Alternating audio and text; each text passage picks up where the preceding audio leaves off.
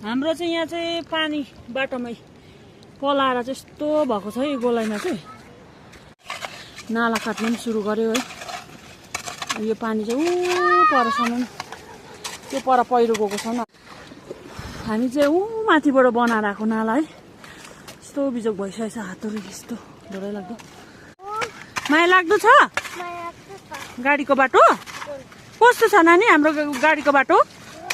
दुःख लाग्दो बाटोमा चाहिँ बल्ल बल्ल नाला बनाएर ऊ पराउने यहाँ आएको फेरि झरिहाल्यो यसरी।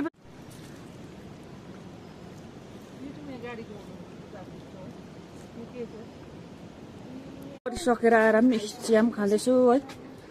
अहिले आगोमा पकाएको चिया यो चाहिँ यस्तो दामी हो त। आगो चाहिँ मारिदिइहालेको अहिले फेरि नोसाङ चाहिँ हत्तु भएर आएर पनि ल हत्तु भएर पनि खान थाल्यो नोसाङ चाहिँ।